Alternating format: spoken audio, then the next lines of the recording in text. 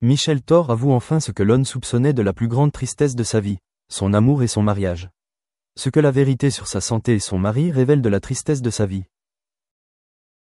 Michel Thor, celle qui a illuminé d'innombrables scènes de sa voix saule et de son regard doux, ose enfin, à 78 ans, dire ce que beaucoup soupçonnaient. La plus grande tristesse de sa vie ne réside pas dans les échecs sur scène ni dans la brutalité des projecteurs, mais dans les recoins cachés de l'amour, du mariage, de la famille et même dans la précarité de sa santé à l'approche de la vieillesse.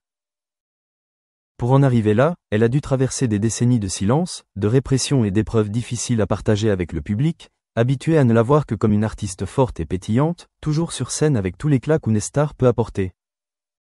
Mais derrière ce halo se cachent des blessures jamais cicatrisées, des pertes profondément gravées dans son cœur et devenues une part indélébile de sa vie. Née à Pertuis, en France, Michel Thor était vouée à la musique dès son plus jeune âge.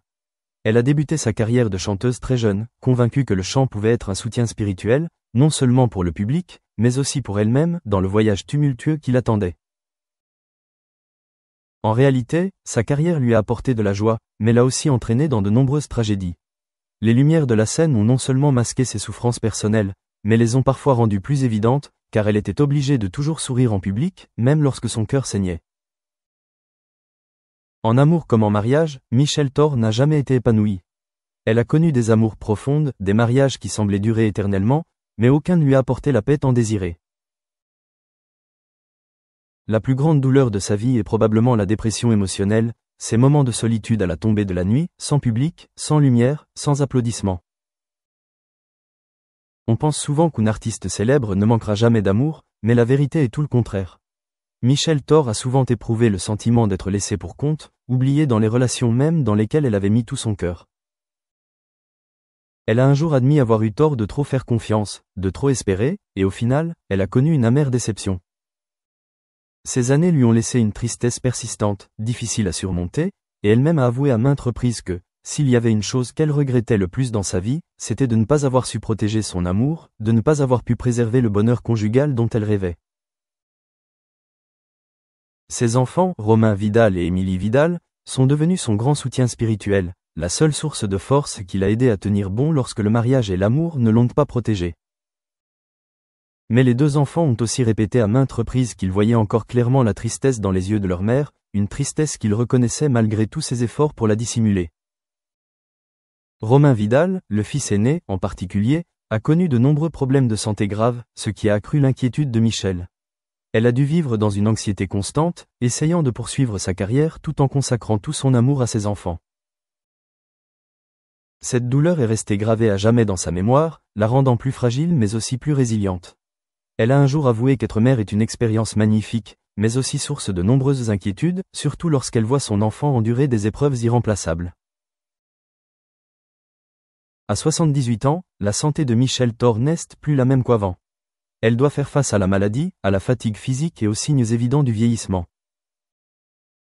Ce n'est pas seulement la fatigue physique, mais aussi la peur des contraintes de temps, qu'un jour elle n'aura plus la force de monter sur scène, de chanter devant le public, de vivre sa passion de toujours. Elle avait l'habitude de le cacher, ne voulant pas inquiéter ses fans, mais elle a fini par admettre elle-même qu'elle ne pouvait plus être forte.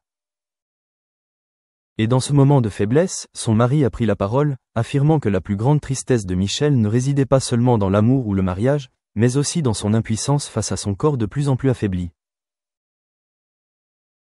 Il a confié qu'elle avait toujours été une femme forte, mais que cette force la faisait parfois trop endurer, n'osant pas admettre la vérité. Elle avait aussi besoin de protection, de repos, d'amour simple.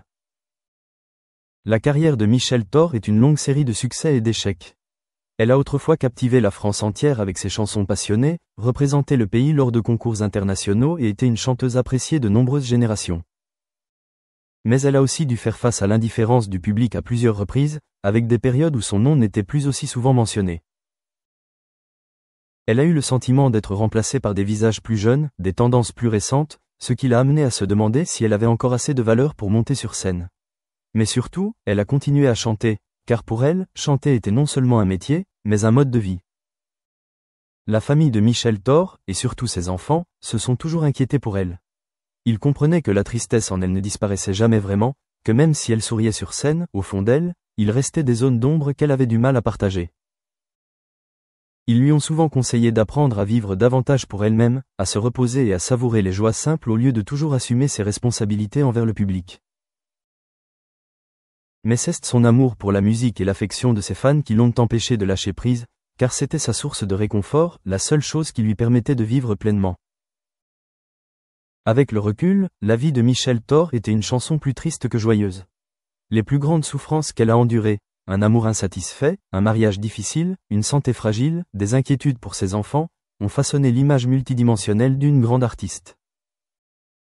Mais c'est aussi grâce à ces souffrances qu'elle devient plus profonde, plus humaine, si bien que dans chaque chanson, chaque mélodie qu'elle chante, l'auditeur ne voit pas seulement de la musique, mais aussi un cœur qui a subi de nombreuses blessures, mais qui brille toujours avec constance. Et c'est peut-être là le plus grand héritage de Michel Thor, non pas ses tubes immortels, mais l'image d'une femme qui a osé vivre, aimer, être triste et chanter tout ce qu'elle a vécu. Michel Thor, à 78 ans, après une vie passée à chanter et à traverser des hauts et des bas, a finalement osé se regarder en face et avouer au public que la plus grande tristesse de sa vie n'était ni sa carrière ni sa célébrité, mais les pertes amoureuses, son mariage et les soucis incessants pour sa famille. Il y a de nombreuses années, alors qu'elle était une jeune femme à la voix puissante, elle croyait que l'amour l'accompagnerait jusqu'à la fin de ses jours.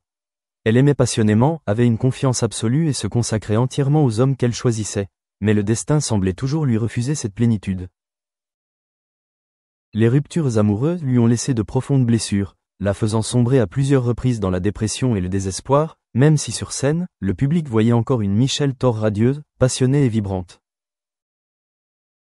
Elle confiait un jour qu'après chaque rupture amoureuse, ce qui la blessait le plus n'était pas la trahison ou la séparation, mais le terrible sentiment de solitude face à la longue nuit, seule.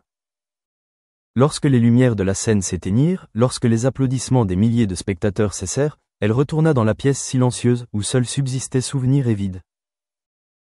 C'est à ces moments-là qu'elle réalisa que le bonheur conjugal semblait facile, mais qu'il s'agissait en réalité d'un luxe pour une femme comme elle. On envie souvent sa célébrité et son aura, mais peu savent que pour les conserver, elle a dû sacrifier sa paix intérieure, sacrifier les rêves les plus simples d'une femme, être aimée et protégée. Lors de récentes publications, Michel Thor NHE accent aigu citait pas à évoquer la dégradation progressive de sa santé. Elle avait éprouvé des douleurs physiques qui rendaient sa voix moins puissante qu'avant. Elle savait que son âge ne lui permettait plus de vivre et de chanter comme à 20 ans. Sa plus grande peur n'était pas la mort, mais l'impuissance de ne plus pouvoir chanter, de ne plus avoir la force de se tenir debout devant le public. Son mari actuel, qui l'accompagne depuis de nombreuses années, confiait que c'était la résilience de Michel qui le rendait à la fois fier et inquiet. Il comprenait qu'elle essayait toujours de cacher sa fatigue, sa maladie, ses moments de faiblesse, juste pour que le public puisse toujours voir la plus belle image. Il a dit un jour que sa plus grande tristesse était de ne pas pouvoir se permettre d'être faible, de ne pas pouvoir se laisser aller, même lorsque son cœur et son corps étaient épuisés. Ses enfants, Romain et Émilie, sont également témoins de cette tristesse silencieuse. Romain, le fils aîné, souffre de graves problèmes de santé qui font que Michel souffre d'insomnie et vit dans une anxiété constante. Elle est à la fois une mère, une protectrice et un soutien spirituel pour ses enfants, alors qu'elle-même est fatiguée et faible.